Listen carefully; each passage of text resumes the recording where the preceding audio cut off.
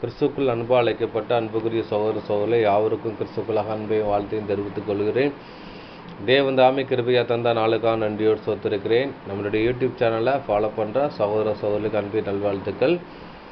அன்புக்குரிய சகோதர சகோதரர்களே, இன்றைக்கி என்ன பாடம் பார்க்க போகிறோம்னு பார்த்தீங்கன்னா, செங்கடலை பற்றி நம்ம பார்க்க போகிறோம்.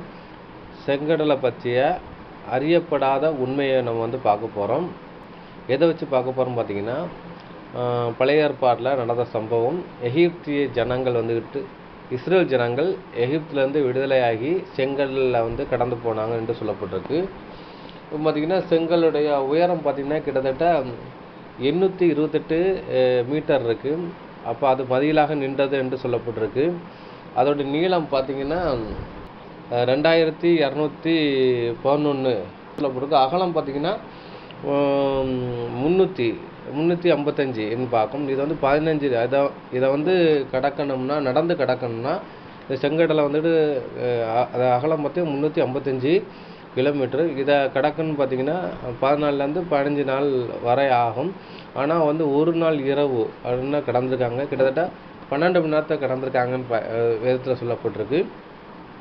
எப்படி கடந்தாருங்கான விஷயத்தை பார்க்க போகிறோம். ரெண்டாவது, அந்த செங்கடலில் இரண்டாக பிரிஞ்சு மதில் மாதிரி நின்றுச்சு. அப்போ மதில் தண்ணீர் மாதிரி நின்றுருந்துச்சுன்னா ஜனங்கள் எப்படி அதற்குள்ளே போயிருப்பாங்க. ஏன்னா ஒரு தண்ணி அப்படியே ஜலம் அப்படி அல்ல மாதிரி அப்படி நடு சுவராக அப்படி நிற்க முடிச்சுல பார்த்தீங்கன்னா உள்ளே போகிறதுக்கு பயப்படப்படுவாங்க. அதுவும் சிறு குழந்தைகள் பெரியவங்க உள்ளே போகிறதுக்கு ரொம்ப பயப்பட்டுருப்பாங்கன்னு பார்க்கும். அப்போ இது எப்படி சாத்தியமாக எப்படி போனாங்கங்கிற விஷயத்தை கூட நம்ம வேத வசனத்தோடு நம்ம பார்க்க போகிறோம். நிறைய நமக்கே ஒரு புதிதான ஒரு காரியமாக இருக்கும். ரெண்டாவது ஒரு அறியப்படாத தகவல் கூட அந்த வேதத்தில் இருக்குதுன்னு பார்க்கும். அதை கூட நம்ம பார்க்க போகிறோம். வேதத்தில் கடலுங்கிறான விஷயம் என்னெல்லாம் சொல்லப்பட்டிருக்கு அப்படின்னு பார்த்தீங்கன்னா, முதலாவது உப்பு கடல் அப்படிங்கிறான விஷயம் சொல்லப்பட்டிருக்கு. உப்பு பள்ளத்தாக்கு, உப்பு கடல்ங்கிறான விஷயங்களோட சொல்லப்பட்டிருக்கு. ஆதியாகமம் 14ஆம் அதிகாரம் 3ஆம் வசனத்துலேருந்து இந்த உப்பு கடலை பற்றி சொல்லப்பட்டிருக்கு. ரெண்டாவது செங்கடல்ங்கிறான விஷயத்தை சொல்லப்பட்டிருக்கு. இதுக்கு இன்னொரு பேர் கூட இருக்குது, சிவந்த சமுத்திரம் சொல்லி தமிழில் இருக்குது. தமிழில் 2 விஷயம் இருக்குது. செங்கடலுங்கிறான விஷயம் ஒரு இடத்துல பதிவு பண்ணிருக்கு. சில இடங்களில் சிவந்த சமுத்திரங்கிறான விஷயத்தை பதிவு பண்ணிவிட்டுருக்கு. அதுக்கப்புறம் பார்த்திங்கன்னா, வெளிப்படுத்தலில் பார்த்திங்கன்னா அடையாள பாஷையில் கண்ணாடி கல், அக்னி கடல் அப்படிங்கிறான விஷயம் கூட சொல்லப்பட்டிருக்கு. 4 கடல் பற்றி சொல்லப்பட்டிருக்கு. நம்ம இன்றைக்கி செங்கடலை பற்றி நம்ம பார்க்க போகிறோம். அப்போ செங்கடலை பற்றி சொல்லப்போச்சில் பார்த்திங்கன்னா, ஆங்கிலத்தை ரெட் சி என்று அழைக்கப்படுது. அதுக்கு சிவந்த சமுத்திரம் என்று சொல்லப்படுதுன்னு பார்க்கும். அப்போ சிவந்த சமுத்திரம் செங்கடலுங்கிறான விஷயம் சொல்லப்படுது. இப்போ செங்கடல்ங்கிறான விஷயம் எங்கே சொல்லப்பட்டிருக்கும் பார்த்திங்கன்னா, யாத்ராகமம் 10ஆம் அதிகாரம் 19ஆம் வசனத்தில் இருக்குது. அதை கூட நம்ம படிச்சிடலாம். யாத்திராகமம் அதிகாரம் 10 வசனம் 19. அப்பொழுது கர்த்தர் மகாபலத்த மேல்காற்றை வீசும்படி செய்தார். அது வெட்டுக்கிளிகளை அடித்து கொண்டு போய் செங்கடலிலே போட்டது. எகிப்தின் எல்லையில் எங்கும் ஒரு வெட்டுக்கிளியாகிலும் மீதியாய் இருந்ததில்லை. இப்போ அந்த செங்கடலை அந்த வெட்டுக்கிளியே அதை அடித்து போட்டுருக்கு. இந்த 10 வாதையில் ஒரு வாதை வெட்டுக்கிளி. அந்த வெட்டுக்கிளியை செங்கடலில் அடித்து கொண்டு போட்டப்பட்டதுங்கிறான விஷயம் இங்கே சொல்லப்பட்டிருக்குன்னு பார்க்கும். அப்போ இந்த இடத்துல யாத்ராவும் 10ஆம் அதிகாரம் 19ஆம் வசனத்தில் செங்கடலுங்கிறான ஒரு விஷயம் இங்கே சொல்லப்படுதுன்னு பார்க்கணும். இது இந்த இடத்துல ஒரு இடத்துல மட்டும் தான் செங்கடலுங்கிறான விஷயம் இங்கே சொல்லப்பட்டிருக்கும். அதுக்கப்புறம் சிவந்த சமுத்திரங்கிறான விஷயத்தை யாத்திராகமத்தில் நம்ம படிச்சிடலாம். யாத்திராகமம் 13ஆம் அதிகாரம் 18ஆம் வசனம். யாத்திராகமம் அதிகாரம் 13 வசனம் 18. சிவந்த சமுத்திரத்தின் வனாந்திர வழியாய் ஜனங்களை சுற்றி போக பண்ணினார். இஸ்ரவேல் புத்திரர் எகிப்து தேசத்திலிருந்து அணியாய் புறப்பட்டு போனார்கள். இஸ்ரவேல் ஜனங்கள் எகிப்திலேருந்து அவங்க செங்கடல் வழியாக அனுப்பிச்சிட்டாங்க. அவங்க சுற்றி போனார்கள்ங்கிற விஷயம் சொல்லப்பட்டிருக்கு. அப்போ சிவந்த சமுத்திரத்தும் வனாந்திரத்து வழியாகவும் சுற்றி போக பண்ணினான்றது. அப்போ இங்கே செங்கடலில் சிவந்த சமுத்திரங்கிற விஷயம் சொல்லப்படுது.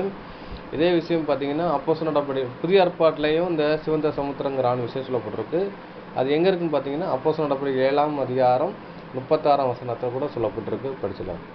அப்போஸ்தலருடைய நடபடிகள் அதிகாரம் 7 வசனம் 36. இவனே அவர்களை அங்கே இருந்து அழைத்து வந்து எகிப்து தேசத்திலேயும் சிவந்த சமுத்திரத்திலேயும் 40 வருஷ காலமாய் வனாந்திரத்திலேயும் அற்புதங்களையும் அடையாளங்களையும் செய்தான்.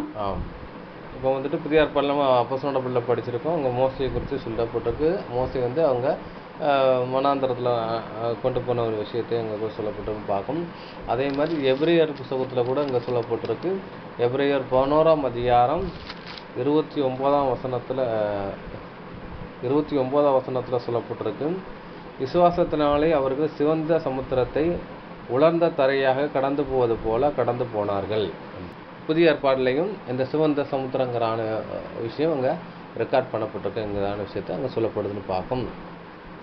அடுத்தபடி அன்புக்குரிய சகோதரர்களே, ஒரு விஷயம், ஏன் அந்த சமுத்திரம் ஏன் அந்த கடலுக்கு சிவந்த சமுத்திரம் என்று பேர் வந்தது, இல்லைன்னா செங்கடல் என்று பேர் வச்சதுன்னு பார்க்க போகிறோம். இப்போ தமிழில் 2 விஷயம் சொல்லப்பட்டிருக்கு. ஒன்று செங்கடல், ஒன்று சிவந்த சமுத்திரம் சொல்லப்பட்டிருக்கு. ஆனால் ஆங்கிலத்தில் இந்த செங்கடலுக்கு ரெட் சீ தான் சொல்லப்பட்டிருக்கும், சிவந்த சமுத்திரத்துக்கு ரெட் சீ தான் சொல்லப்பட்டிருக்கும்.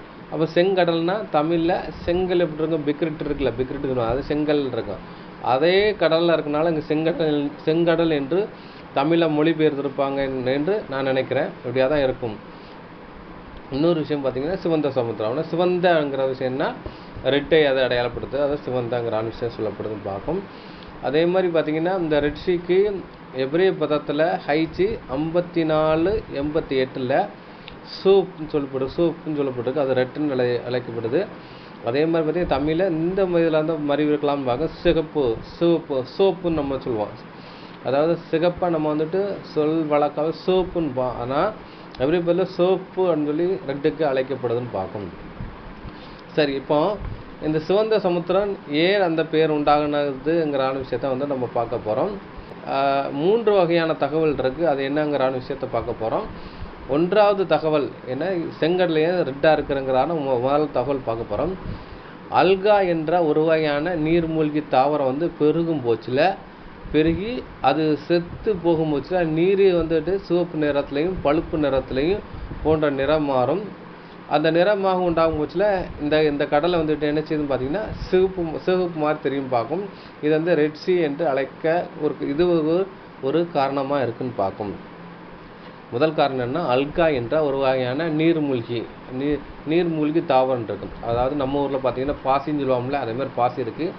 கடல் காளான்லாம் பார்த்தீங்கன்னா அந்த ஃபோம் மாதிரி இருக்கும். அதே மாதிரி பார்த்தீங்கன்னா நிறைய கடல் காளான் வந்துக்கிட்டு நம்ம கடலில் மிதக்கும் வச்சு பார்த்தீங்கன்னா அது மஞ்சள் கலரில் இருக்கும் மிதக்கும். அதே மாதிரி இங்கே ஒரு காளான் வகையை சேர்ந்த ஒரு பாசி வகை தான் இந்த ரெட்டு கலரில் வந்திருக்கு. இது வந்துக்கிட்டு உள்ளே இருக்கும், அது செத்து மிதக்கும் போச்சுல இந்த மாதிரி இருக்குன்னு சொல்லப்படுது. அதே மாதிரி நம்ம ஊர் கடல்லையும் பார்த்தீங்கன்னா இந்த ரெட் கலர் பாசிகள், அது ரெட் கலர் பவளப்பாறைகளை கூட இருக்கும். அந்த மாதிரி இருக்கிறதுக்கு வாய்ப்பு இருக்குது. அந்த மாதிரி அல்கா என்ற ஒரு வகையான நீர்மூழ்கி தாவரம் பெருகி அது செத்து மடிஞ்சு மிதக்கம் போச்சுல அந்த ஏரியாவில் வந்து ரெட்டாக இருக்குங்கிறான விஷயம் அங்கே சொல்லப்படுதுன்னு பார்க்கும். இன்னொரு விஷயம் பார்த்தீங்கன்னா அந்த செங்கடலில் வந்துக்கிட்டு அலை இருக்குமாங்கிற விஷயம் தெரியல, நான் இன்னும் ஆராய்ச்சி பண்ணி பார்க்கலாம். இன்னொன்று வந்துட்டு அது எப்படி இருக்குன்னு பார்த்தீங்கன்னா அந்த செங்கடலில் வந்துக்கிட்டு என்ன சொல்கிறாங்கன்னா வந்து அதை வந்து ஏரிங்கிறான விஷயம் கூட சொல்கிறாங்க, பெரிய ஏரிங்கிறான விஷயம் சொல்கிறாங்க. ஆனால் அது ஒரு சில அந்த ஒரு இடத்துல மட்டும்தான் அது என்ன செய்யுது உள்ளே கனெக்ட் ஆகுது. இன்னொரு இடத்துல வந்து கால்வாயாக வெட்டி விட்டுருங்க, சுயஸ் கால்வாயாக இணைக்கப்பட்டிருக்கான்னு பார்க்கணும்.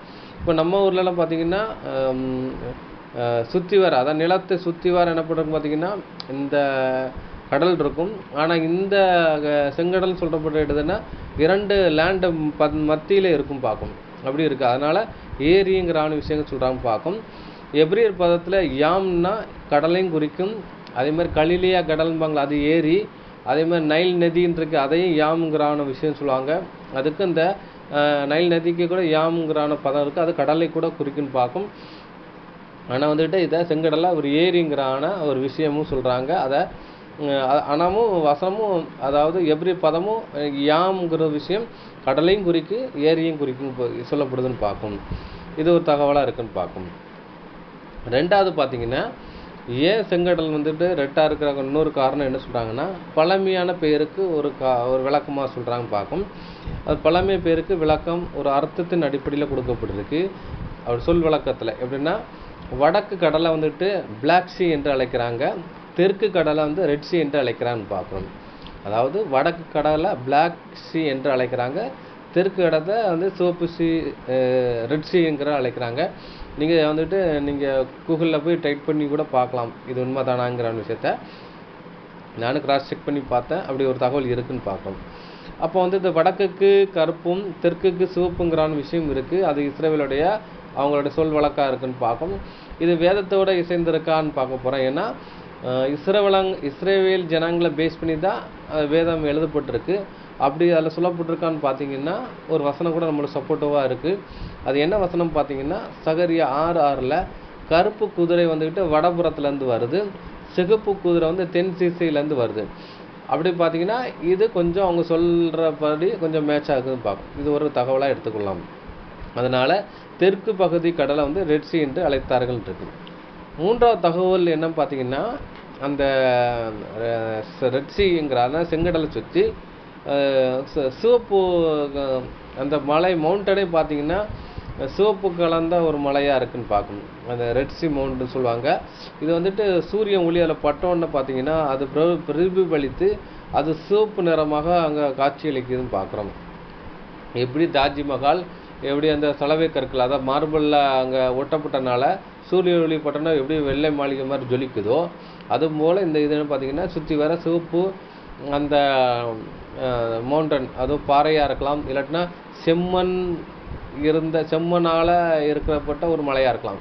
மலையில் 2 வகையான மலையாக இருக்கும். ஒன்று கற்பாறைகள்னால மலையாக இருக்கும், இன்னொன்று பார்த்தீங்கன்னா மண்கள் நிறைந்த மவுண்டன் மாதிரி இருக்கும், அந்த மாதிரி இருக்கும். அந்த மாதிரி சிவப்பு மரம் அந்த மண் அந்த அடிப்படையில் கூட அப்படி இருந்திருக்கலான்னு பார்க்கும். இது கூட என்ன பார்த்தீங்கன்னா அந்த காரணமாக இருக்கும் பார்க்கும். அப்போ இந்த சிவப்பு நிறம் கலந்த அந்த மலைகள் அப்படி ஒரு காரணமாக இருக்கலாம்னு பார்த்தீங்கன்னா அது சாத்தியமாக இருக்கலாமான்னு பார்த்தீங்கன்னா இருக்கிறதுக்கு வாய்ப்பு இருக்குன்னு பார்க்கும். முன்னாடிலாம் பார்த்தீங்கன்னா நம்ம ரோடு போடுறதுக்கு அந்த சீனி கல்லுன்னு சொல்லி போட்டிருக்கோம். அது பார்த்தீங்கன்னா சிவப்பு கலரில் இருக்கும், அதில் சிவப்பு கலரில் இருக்கும். அதை உடச்சி என்ன பண்ணுவாங்க பார்த்தீங்கன்னா பொடிசை திரிச்சு இந்த கத்தி திட்டுவாங்க, அந்த உளி திட்டுறதுக்கெலாம் யூஸ் பண்ணுவாங்க. அந்த மாதிரி பொடி கற்கள் அந்த மாதிரி சிவப்பு கற்கள் இருக்கும். அதே மாதிரி நம்ம ஊர்லேயும் பார்த்தீங்கன்னா இந்த மாதிரி ரெட் கல் இருக்குது ராஜஸ்தானில், அதை வெட்டி தான் ரெட் மார்பிள்னு சொல்லி கொண்டு வராங்கன்னு பார்க்கணும். இந்த மாதிரி ஒரு பாறையை கூட அங்கே இருக்கிறதுக்கு வாய்ப்பு இருக்குன்னு பார்க்கணும். இது செங்கடலை பற்றிய ஒரு ஒரு தகவல் பார்க்கணும். அதுக்கப்புறம் பார்த்தீங்கன்னா இந்த செங்கடலை பற்றிய முக்கியமான குறிப்புகள் பார்க்க போகிறோம். உலகில் மிகவும் முக்கியமான கடலில் ஒன்று என்ன பார்த்தீங்கன்னா இந்த செங்கடல் பார்க்கும். இந்த செங்கடலை பற்றி தெரியாதவங்க யாருமே கிடையாது. உலகத்தில் செங்கடல் எங்கே இருக்குன்னு சொன்னால் உடனே தெரியும். அந்த மாதிரி தெரிஞ்சுக்கிறதுக்கு ஒரு வாய்ப்பு இருக்க கடல் தான் செங்கடல் பார்க்கும். இது இருப்பிடம் எங்கே இருக்குன்னு பார்த்தீங்கன்னா ஆப்பிரிக்கா மற்றும் ஆசிய கண்டத்தின் நடுவில் உள்ளது. ஆப்பிரிக்காவுக்கும் ஆசிய கண்டத்தின் நடுவிலே அமைந்துள்ளது தான் இந்த செங்கடல் பார்க்கும். இந்த கடல் வந்துட்டு பார்த்தீங்கன்னா 2-3 கடல்களை வந்துட்டு இணைக்கிறதா இருக்கும் பார்க்கும். வடக்கில் பார்த்தீங்கன்னா சுயஸ் வளைகுடாவையும் அகபா வளைகுடாவையும் இணைக்குது இந்த செங்கடல். வடக்கில் பார்த்தீங்கன்னா சுயஸ் வளைகுடாவையும் அகயா வளைகுடாவையும் இது இணைக்குதுன்னு பார்க்குறோம். தெற்கில் பார்த்தீங்கன்னா அயன் வளைகுடாவையும் இந்திய பெருங்கடலையும் இது இணைக்குது.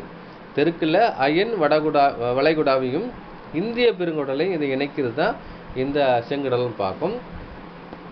இப்போ இந்த செங்கடல் கரையோரமாக இருக்க நாடுகள் பார்த்தீங்கன்னா கிட்டத்தட்ட 6 நாடுகள் இருக்குது. ஒன்று பார்த்தீங்கன்னா எகிப்து, 2வது சூடான், 3வது எத்திரியா, 4வது ஜிபூட், 5 சவுதி அரேபியா, 6 ஏமன். அதாவது செங்கடல் கரையோர நாடுகள் இப்போ நீங்கள் டிஸ்பிளேல பார்ப்பீங்க. இதுதான் எகிப்து, சூடான், எத்திரியா, அதுக்கப்புறம் ஜிபூட்டி, 5வது சவுதி அரேபியா, 6வது ஏமன் பார்க்கும். இந்த செங்கடலோட நீளம் பார்த்தீங்கன்னா சுமார் 2250 கிலோமீட்டர். செங்கடலுடைய நீளம் பார்த்தீங்கன்னா சுமார் 2250 கிலோமீட்டர், 2250 கிலோமீட்டர் அதோடைய நீளம் பார்க்கும். இந்த அளவை நம்ம வந்து மேட்ச் பண்ணுறாந்தா எங்கேருந்து மேட்ச் பண்ணலாம் பார்த்தீங்கன்னா கன்னியாகுமரியிலிருந்து மத்திய பிரதேசம் போபால் வரைக்கும் உள்ள அந்த பயண தூரம் பயணத்தூரம் தான் இந்த செங்கடலோட நீளம். 2250 பார்க்கணும். இந்த 2050 ஏதாவது எதற்கு கம்பேர் பண்ணலாம் பார்த்தீங்கன்னா நம்ம இந்தியாவிலேருந்து கம்பேர் பண்ணால் செங்கடல் நீளத்தை கன்னியாகுமரியிலேருந்து மத்திய பிரதேசம் போபால் வரைக்கும் உள்ள நீளம் தான் இந்த செங்கடல் பார்க்கும். அப்போ எவ்வளோ பெருசாக இருக்குன்னு நீங்களே இமேஜின் பண்ணி பார்த்துக்கிறதுன்னு பார்க்கும். இப்போ பார்த்தீங்கன்னா வேதத்தில் வந்துக்கிட்டு இந்த தூரத்தை எப்படி கணக்கிட்டுருக்காங்கன்னா நீங்கள் வந்துட்டு கிரேக்க பதத்தில் நீங்கள் பழைய ஏற்பாடில் பார்த்தீங்கன்னா 12,000 சேனாதிபதியும்பாங்க. அதோடைய தூரம் அளவை வந்து 12,000 சேனாதிபதியும்பாங்க. இது வந்துட்டு 2240 வந்துட்டு 12,000 சேனாதிபதின்னு இருக்குது. இது கிட்டத்தட்ட செங்கடலுள்ள நீளத்துக்கு 2250 இருக்குது. அது கொஞ்சம் மேட்ச் ஆகலாம். அப்போ வேதத்தின் அடிப்படையில் இது 12,000 சேனாதிபதியாக இருக்கிற வாய்ப்பு இருக்குன்னு பார்க்கும். அதுக்கப்புறம் பார்த்தீங்கன்னா இதோட அகலம், செங்கடலுடைய அகலம் பார்த்தீங்கன்னா 335 கிலோமீட்டரு. அப்போ செங்கடலின் நீளம் தான் 2250 நீளம். இதோட அகலம் பார்த்தீங்கன்னா 335 பார்க்கும், 335 கிலோமீட்டர் பார்க்கும். அப்போது இஸ்ரேல் ஜனங்கள் வந்து இந்த 335 கிலோமீட்டரை கடந்தார்களா அப்படின்னு பார்த்தீங்கன்னா கடக்கிறதுக்கு வாய்ப்பு இல்லை. ஏன்னா அந்த 335 கிலோமீட்டரை கால்நடையாக கடக்கணும்னா கிட்டத்தட்ட 15 நாள் ஆகும். ஒரு புருஷன், ஒரு வாலிபனோ ஒரு திடகாத்திரமான மனுஷன் வந்து அதை கிராஸ் பண்ணுறதுக்கு 15 நாள் ஆகும்.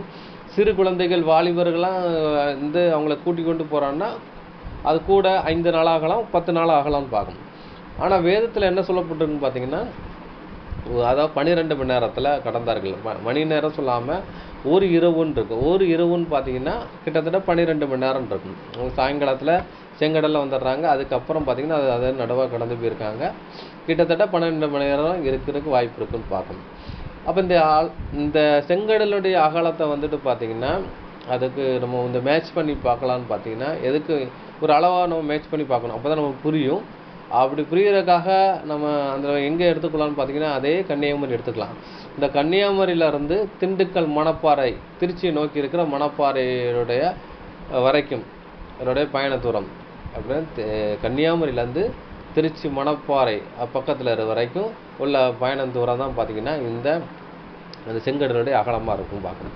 அப்போ இவ்வளோ கன்னியாகுமரியிலேருந்து திருச்சி மணப்பாறை வரைக்கும் ஒரே இரவில் கடந்து போக முடியுமான்னு பார்த்தீங்கன்னா முடியாத ஒரு காரியமாக இருக்குன்னு பார்க்கணும். அப்படி எப்படி நடந்தார்களுங்கிறான விஷயத்த நம்ம வந்து பார்க்க போகிறோம்.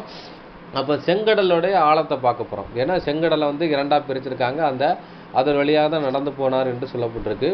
அப்போ வந்துட்டு அந்த ஜலம் வந்து குவியலாக நின்றதுன்னு சொல்லப்பட்டிருக்கு. அப்படி நிற்க முச்ச பார்த்தீங்கன்னா அது வந்துட்டு ஒரு அலை மாதிரி நின்ன மாதிரி தான் நம்ம சினிமாக்களையும் பார்த்துருக்கலாம், பைபிள் சம்மந்தப்பட்ட சினிமாக்களையும் பார்த்துருக்கலாம், பிக்சர் ரசிகங்களையும் பார்த்துருப்போம்.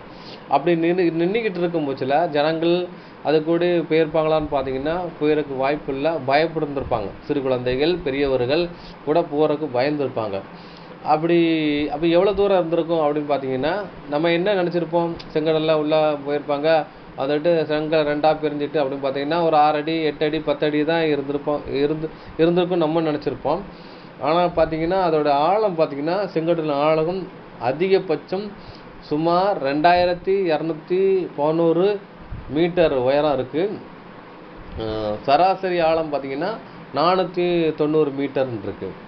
அப்போ பார்த்தீங்கன்னா கிட்டத்தட்ட பார்த்தீங்கன்னா 2211 மீட்டர்னா 2 கிலோமீட்டர் நீளம் ஓடுற உயரமாக இருக்கான். உயரமே 2 கிலோமீட்டருக்கு கூட இருக்குது. 2.25 கிலோமீட்டர் உயரம் இருக்குது இந்த தண்ணீருடைய ஆழம் இருக்குது. அப்போ அந்த ஆழத்தை அவர் 2ஆக பிரித்து நிப்பாட்டினோன்னா 2.5 கிலோமீட்டர் உயரத்தில் நின்றுருக்கும். அப்படி இருக்கும் பட்சம் பார்த்தீங்கன்னா ஜனங்கள் உள்ள போகிறதுக்கு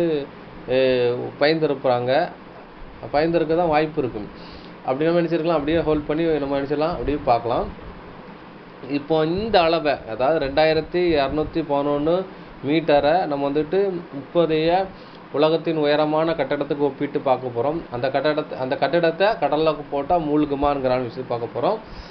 2010 ஆண்டின் க்குள்ள அந்த ஒரு உயரமான கட்டடம் அப்படின்னு பார்த்தீங்கன்னா 828 பார்க்கும். இது என்ன பார்த்தீங்கன்னா உலகத்தின் தற்போது உயரமான கட்டணம் பார்த்தீங்கன்னா துபாயில் உள்ள உஜ் கலிஃபான்னு இருக்குது. அது ஐக்கிய அரபு அமீரகத்திற்கு UAEல இருக்கப்பட்ட ஒரு விஷயம். அது உஜ் கலிஃபா அதோட உயரம் பார்த்தீங்கன்னா 828 மீட்டர் பார்க்கும். கிட்டத்தட்ட 1 கிலோமீட்டர் கூட வரலை. உஜ் கலிஃபா உள்ளே போட்டோன்னா இதே மாதிரி 2 பில்டிங்கை கூட உள்ளே போட்டால் மூழ்கிடும் எங்கே செங்கடலில். அவ்வளோ பெரிய உயரம் தான் பார்த்தீங்கன்னா இந்த செங்கடலுடைய ஆழமாக இருக்குன்னு பார்க்கும். அதுக்கப்புறம் பார்த்தீங்கன்னா இது உயரம் இதை வந்துட்டு அடியாக கன்வெர்ட் பண்ணி போச்சுல பார்த்தீங்கன்னா 2717 அடின்னு பார்க்கும். உஜ் கலிஃபாருடைய உயரமாக பார்க்கும், சில அடின்னு பார்க்கும். இப்போ செங்கடல் வழியாக வந்துட்டு பார்த்தீங்கன்னா முக்கியமான கப்பல் போக்குவரத்து பாதையாக இருக்குது. அது சுயஸ் கால்வாய் வழியாகவும் செங்கடல் மற்றும் மெடிடியன் கடலை இணைக்கிறது. இது ஐரோப்பா மற்றும் ஆசியா ஆப்பிரிக்கா இடையிலான முக்கிய வணிக போக்குவரத்துக்காக உதவுன்னு பார்க்கும். இப்போ பார்த்தீங்கன்னா இந்த செங்கடலில் வந்துட்டு தான் இப்போ வந்து அந்த காசா பிரச்சனை எல்லாம் ஆரம்பிச்சு பார்த்தீங்கன்னா அந்த செங்கடலில் வந்துக்கிட்டு போனால் அந்த சில கப்பல் எல்லாம் என்ன பார்த்தீங்கன்னா ஹவுதி படைகள் வந்துட்டு சிறைப்பிடிச்சது, அதை தாக்குற விஷயங்கள்லாம் நடந்துச்சு பார்க்கும். வந்து சுயஸ் கால்வாயில் தான், அந்த சுயஸ் கால்வழியாக தான் அந்த செங்கடல் மற்றும் அந்த மெடிடியன் கடலை இணைக்கிறது. இது வந்து ஐரோப்பா ஆசியா ஆப்பிரிக்கா இடையிலான முக்கிய வணிகத்தின் போக்குவரத்துக்காக உதவும் பார்க்கும். அதுக்கப்புறம் பார்த்தீங்கன்னா இது மைல் கணக்காக வந்து பார்க்கும்போது பார்த்தீங்கன்னா 120 மைல் நீளமாக இருக்குன்னு பார்க்கும் நீளம். அதுக்கப்புறம் அது கிலோமீட்டர் கிடக்கும்போது பார்த்தீங்கன்னா 193 கிலோமீட்டர் பார்க்கும். இதோட அகலம் வந்துட்டு 2225 மீட்டர் பார்க்கும். ஒரு விஷயம் இருக்கு. அப்போ செங்கடலுடைய ஆழம் பார்த்தீங்கன்னா செங்கலுடைய அகலம் பார்த்தீங்கன்னா 355 சொல்லப்பட்டிருக்கு.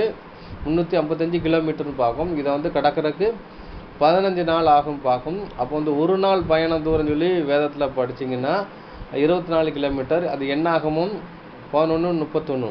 இது என்னன்னு பார்த்தீங்கன்னா இஸ்ரேல் ஜனங்கள் வந்துக்கிட்டு அவங்க இறைச்சி கேட்காங்க. அப்போ வந்து தேவன் அவங்களுக்கு ஆடையை அனுப்பினார்.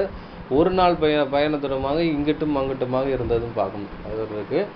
இன்னொன்று பார்த்தீங்கன்னா இவங்க செங்கடலில் வந்து கடந்ததுக்கப்புறம் கிப்ரோத் அத்துவாக்கு போகிறாங்க. அதுக்கு அஸ்ரோத்துன்னு அந்த இடத்துக்கு போகிறாங்க. அதோடைய கிலோமீட்டர் பார்த்தீங்கன்னா 35 கிலோமீட்டர். ஒரு நாள்லேருந்து 2 நாள் வந்து பயணம் செஞ்சாங்கன்னு சொல்லி வேதத்தில் இருக்குது. இப்படி இருக்கும் பட்சத்தில் பார்த்தீங்கன்னா வேதத்தில் என்ன போட்டிருக்கு பார்த்தீங்கன்னா அவங்க ஒரு இரவுக்கு வந்து கடந்தார்கள் சொல்லப்பட்டிருக்கு. நம்ம அதை கூட நம்ம படித்தா நம்மளுக்கு இன்னும் கொஞ்சம் புரியறதுக்கு வாய்ப்பு இருக்குன்னு பார்க்கும். யாத்ராகமும் 14ஆம் அதிகாரம் 21-22 வரைக்கும் படிச்சலாம். யாத்திராகமம் அதிகாரம் 14 வசனங்கள் 21 மற்றும் 22. மோசே தன் கையை சமுத்திரத்தின் மேல் நீட்டினான். அப்பொழுது கர்த்தர் முழுவதும் பலத்த கீழ்காற்றினால் சமுத்திரம் ஒதுங்கும்படி செய்து அதை வறண்டு போக பண்ணினார். ஜலம் பிளந்து பிரிந்து போயிற்று. இஸ்ரவேல் புத்திரர் சமுத்திரத்தின் நடுவாக வெட்டாந்தரையிலே நடந்து போனார்கள். அவர்கள் வலதுபுறத்திலும் அவர்கள் இடதுபுறத்திலும் ஜலம் அவர்களுக்கு மதிலாக நின்றது.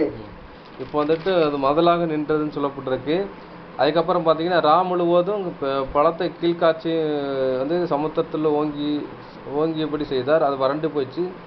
ஜலம் பெருந்து இருந்துச்சுன்னு இருக்கு. அப்போ நைட்டு ஃபுல்லாக இருந்துச்சு. அதுக்கப்புறம் பார்த்தீங்கன்னா காலையில் வந்துட்டு பார்த்தீங்கன்னா பார்வோனுடைய சேனைகள் உள்ள வந்தோன்னா மூழ்கடிக்க போகிறாங்க பார்க்கணும். ஆனால் வேதவசனம் என்ன சொல்லப்பட்டிருக்குன்னா அந்த முழுவதும் பழத்தை கீழ்காட்சி எடுத்தனால் சமுத்திரம் ஒதுங்கும்படி செய்தார். அது வறண்டு போச்சு. ஜலம் பிரிந்து நின்றுச்சு.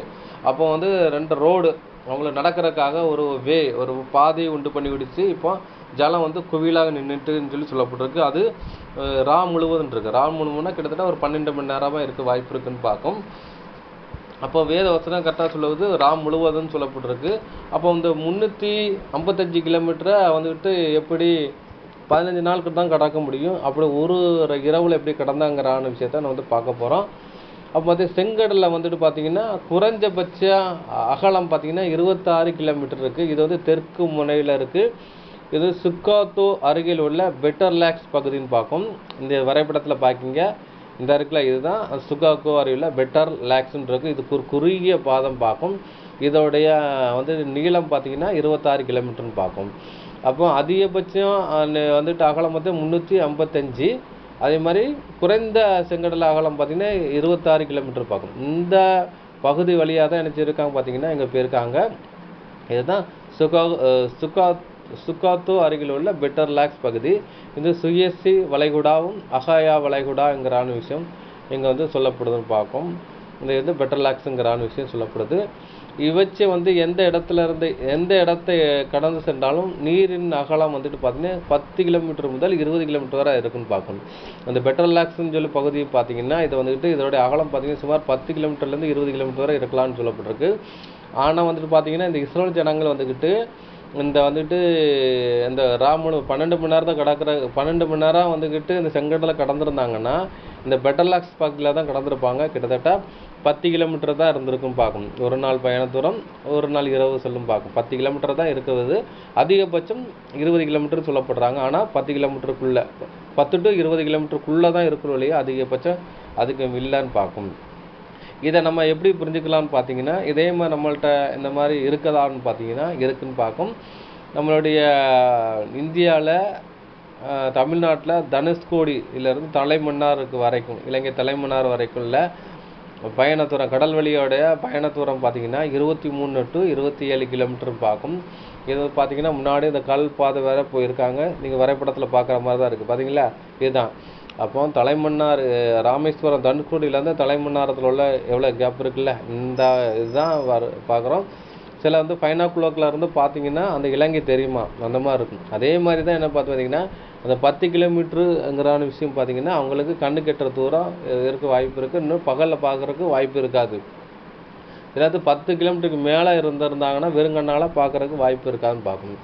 அப்போ வந்துட்டு செங்கடலை வந்து சில ஜனங்கள் வந்துட்டு 12 மணி நேரத்தை கடந்திருப்பாங்க. அந்த எங்கே எந்த பகுதியிலன்னா செங்கடலில் வந்து குறைந்த அகலம் சொல்லப்பட்ட பெட்டர்லாக்ஸ் பகுதியில் தான் இவங்க கடந்திருக்க வாய்ப்பு இருக்குன்னு பார்க்கணும். அந்த இடத்துல போயிருக்காங்க. அதுக்கப்புறம் பார்த்தீங்கன்னா ஜலம் வந்து அவங்களுக்கு மதிலாக நின்றது என்று சொல்லப்பட்டிருக்கு.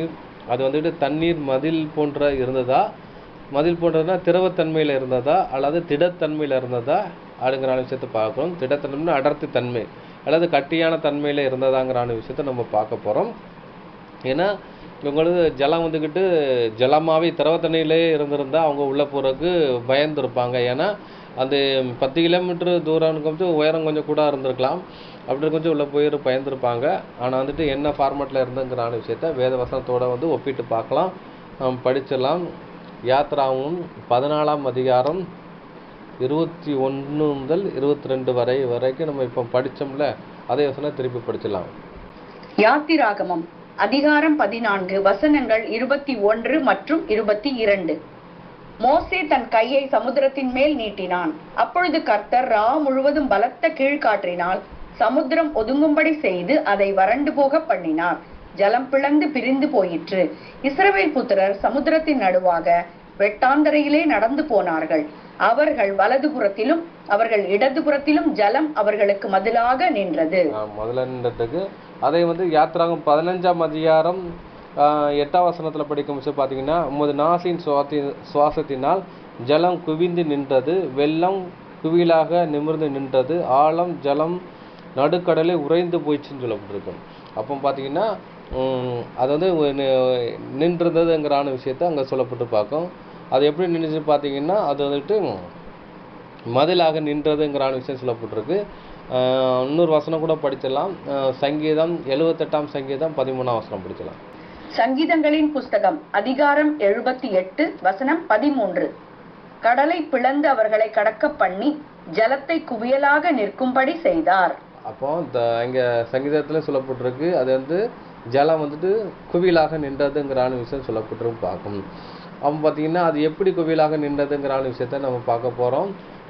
அது எப்படி நின்றுச்சுன்னு பார்த்தீங்கன்னா அந்த தண்ணியை வந்துட்டு தேவன் உரைநிலைக்கு மாற்றி அங்கே வந்துட்டு அதை வந்துட்டு திடத்தன்மையை மாற்றிட்டார் பார்க்கும். அது இப்போ ஒரு பனிப்பாறையாக மாறிட்டு, அட்லாண்டிக் கடலில் எப்படி பனி உறைஞ்சி ஒரு பாறையாக இருக்குது, பனிப்பாறையாக இருந்துச்சோ அதே மாதிரி பனிப்பாறையாக அது உருகிட்டார் பார்க்கும். அதாவது அந்த தண்ணியை வந்துட்டு அதிகப்படியாக தண்ணியை ஃபார்மெட்டை வந்துக்கிட்டு என்ன பண்ணிட்டார் பார்த்தீங்கன்னா அவங்களுக்கு வந்துட்டு உரைய வச்சு அதை ஒரு பனிப்பாறையாக மாற்றிட்டார். அவங்க கண்களுக்கு ஒரு பாறை மாதிரி இருந்துச்சு. ஏன்னா வந்துட்டு பாறைங்கிறதுனா பள்ளத்தாக்கில் இவங்க நிறைய பேர் நடந்து போயிருக்காங்க. அப்போது பள்ளத்தாக்குங்கன்னா 2 மலைக்கு இடையில உள்ளதான் பள்ளத்தாக்கு. அப்போ அதில் நடந்து பழங்கினால இவங்க வந்துட்டு இவங்களை என்ன பண்ணுறாங்கன்னா அந்த கடலை வந்து ஐஸாக உரைய வச்ச பார்த்தீங்கன்னா அது வந்துட்டு ஒரு பனிப்பாறை மாதிரி இருக்குது. அதுக்கு ஊடாக நினச்சிட்டாங்க அவங்க நடந்து சென்றார்கள் என்று சொல்லப்பட்டிருக்கும். அதை கூட ஒரு ஆதார வசனம் படிச்சலாம். யாத்திராகமம் 15ஆம் அதிகாரம் 8-10 வசனங்கள் படிச்சலாம். யாத்திராகமம் அதிகாரம் 15 வசனங்கள் 8 மற்றும் 10. உமது நாசியின் சுவாசத்தினால் ஜலம் குவிந்து நின்றது, வெள்ளம் குவியலாக நிமிர்ந்து நின்றது, ஆழமான ஜலம் நடுக்கடலிலே உறைந்து போயிற்று. உம்முடைய காற்றை வீச பண்ணினீர், கடல் அவர்களை மூடிக்கொண்டது, திரளான தண்ணீர்களின் ஈயம் போல அமிழ்ந்து போனார்கள். அப்போ அவருடைய சுவாசத்தை வச்சு ஊதுறாரு, ஃபூன் ஊதுறாரு. ஊதும் போது பார்த்தீங்கன்னா அது அந்த என்ன செய்யுதுன்னு பார்த்தீங்கன்னா நாசின் சுவாசம்னா, அவர் நாசின்னா அவர் சுவாசம், வாயிலோடைய சுவாசம், அவர் ஊதும் போது பார்த்தீங்கன்னா கடல் ரெண்டாக பிரியுது. அது என்ன செய்யுது, ஒரே பணியில் நிறைய ஆகிருதுன்னு பார்க்கணும் ஆகிருது. அதுக்கப்புறம் பார்த்தீங்கன்னா இவங்க கடந்து போனதுக்கப்புறம் பார்த்தீங்கன்னா எகிப்து ஜனங்கள் உள்ளே வந்ததுக்கப்புறம் அந்த தண்ணீர் எடுத்த ஈயம் போல் வந்து உருகிட்டு ஈயம் போல் அமிழ்ந்து போனார்கள்ட்டுருக்கு. ஈயங்கிறது எப்படி விஷயம், எப்படி ஈயத்தை வந்துக்கிட்டு கொஞ்சம் ஹீட் பண்ணாலும் என்ன ஆயிரும், ஈயம் உருகிரும், அப்படி தானே? அதே மாதிரி இப்போ வந்து அதே மாதிரி என்ன ஆச்சுன்னா இங்கே தண்ணீர் வந்துக்கிட்டு அது வந்துட்டு ஐஸ் ஃபார்மேட் ஆகிட்டு, பனிக்கட்டியாக ஐஸ் ஃபார்மேட்டாக மாறிட்டு, இப்போ இஸ்ரேல் ஜனங்கள் வந்துட்டு அந்த செங்கடலில் கடந்து போனதுக்கப்புறம் அந்த ஐஸ் வந்துட்டு ஈயம் போல் உருகிட்டான். உருகுனால தான் என்ன பண்ணா பார்த்தீங்கன்னா இஸ்ரேல் அந்த அவங்க யார் எகிப்தியர் வந்து அமிழ்ந்து போனாங்கன்னு சொல்லப்படுங்க. அப்போ எகிப்தியர் வந்து அவங்க உள்ளே ஆரம்பிச்சுல பனிப்பாரமாக இருக்குது உள்ளே வந்திருப்பாங்க, கடந்து உள்ளே வந்திருப்பாங்க. உள்ளே வந்ததுக்கப்புறம் பார்த்தீங்கன்னா அது ஈயம் போல் உருகி ஐஸ் கட்டி மெல்ட் ஆகி என்ன பண்ணுறது பார்த்தீங்கன்னா அவங்கள அமிழ்த்து போட்டதுன்னு பார்க்கணும். அப்போ வந்து இஸ்ரேல் ஜனங்கள் வந்துட்டு செங்கடலில் கடந்தார்களான்னு பார்த்தீங்கன்னா கடந்தார்கள். அந்த எந்த பகுதியில் கடந்தாருன்னா அந்த பெட்டர்லாக்ஸ்ன்னு சொல்லப்பட்ட குறைந்த வந்துட்டு அகலம் கொண்ட ஏரியாவில் வந்து கடந்திருக்காங்க. அப்போ குறைந்த அகலம் கொண்ட ஏரியாவில் வந்துட்டு குறைந்த ஆழம்தான் இருந்திருக்கும். அந்த ஆழத்தில் இவங்க வந்துட்டு கடந்திருக்காங்க.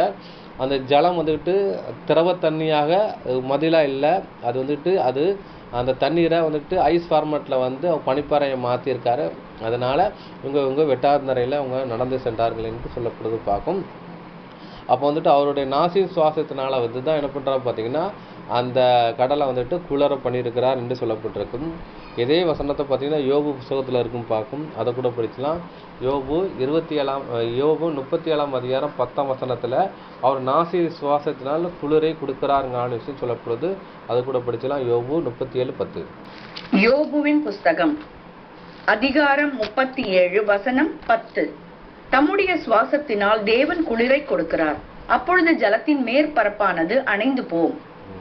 அப்போ பார்த்தீங்கன்னா யோபு 37:10 சொல்ல முடிச்சுல பார்த்தீங்கன்னா தம்முடைய சுவாசத்தினால தேவன் குளிரை கொடுக்கிறார், அப்பொழுது ஜலத்தின் மேல் பரப்பு உறைந்து போகுன்னு இருக்கும். இது எங்கே நடக்கு, பனிப்பாறைகள். இது எங்கே நடக்குன்னு பார்த்தீங்கன்னா இப்போ பனி நேரத்தில் அட்லாண்டிக் பெருங்கடலில் நடக்கு, சில பனி பிரதேசங்கள் நடக்கும் பார்க்கணும். அப்போ வந்து தன்னுடைய சுவாசத்தினால் தேவன் குளிரை கொடுக்கிறார். அப்போ குளிரான பிரதேசம் வந்து தேவன் வந்து ஊதுனால எடுத்தது அவர் ஒரு குளிரை கொடுக்குறான்னு பார்ப்போம். அப்போ வந்துட்டு ஒரு தண்ணீரை வந்துக்கிட்டு நம்ம வந்துக்கிட்டு அதை வந்து ஐஸ் கட்டியாக மாற்றணும்னா என்ன செய்வோம், ஃப்ரிட்ஜில் வைப்போம். ஏன்னா அந்த ஃப்ரிட்ஜு அது எப்படி இருக்குது, அது குளிராக இருக்குது, அதுக்குள்ளே வச்சோம்னா குளிர்ந்து போய் அது ஐஸ் கட்டியாக மாறுது, அப்படி தானே? அதே மாதிரி தேவனுடைய சுவாசம் குளிர்ந்த காற்று போல் இருக்குது. அப்படின்னா அவர் என்ன அவருடைய நாசி சுவாசத்தை வச்சு ஒன்று அந்த தண்ணீரை குளிர வைக்க முடியும், அதை ஹீட் பண்ணவும் முடியும். அவர் அந்த தேவன் வந்து அப்படி ஒரு விஷயம் பண்ணியிருக்கான்னு பார்க்கணும். அதனால் அன்புக்குரிய சோழே நம்ம வந்து இன்றைக்கி என்ன பாடம் பார்த்தோம் பார்த்தீங்கன்னா செங்கடலை பற்றிய அறியப்படாத ஒரு உண்மையை பார்த்தோம். செங்கடலில் வந்து சில ஜனங்கள் போனாங்க. அப்போ செங்கடலில் வந்துட்டு பார்த்தீங்கன்னா அது நீளம் வந்துட்டு 2500-209 கிலோமீட்டர் சொல்லி சொல்லப்பட்டிருக்கு வேதத்தில். ஆனால் அந்த பகுதியில் கடந்தார்களாங்கிறான விஷயம்னா பெரிய கேள்விக்குறியாக தான் வரும் நீங்கள் உலகத்தில் நம்ம படிக்கும் பட்சா. ஆனால் அவங்க வந்துட்டு பார்த்தீங்கன்னா அவங்க பெட்டர்லாக்ஸ்ன்னு சொல்லியதான குறுகிய பாதையில் போய் கடந்தார்கள். அது 12 மணி நேரத்தில் கடந்திருக்காங்க. அதுவும் பார்த்தீங்கன்னா ஜலம் வந்துட்டு குவியலாக இல்லை, அது ஐஸ் ஃபார்மேட்டில் இருந்தனால அவங்க கடந்தார்கள் என்று சொல்லப்பட்டிருக்கும். இதான் ஒரு தகவல். மேலும் ஒரு அறியப்படாத தகவலையும் ஒரு பைபிளோடைய ஆராய்ச்சிக்குரிய காரியங்களை நம்ம படித்து இன்னும் அதிகமாக தெரிஞ்சுக்கலாம்.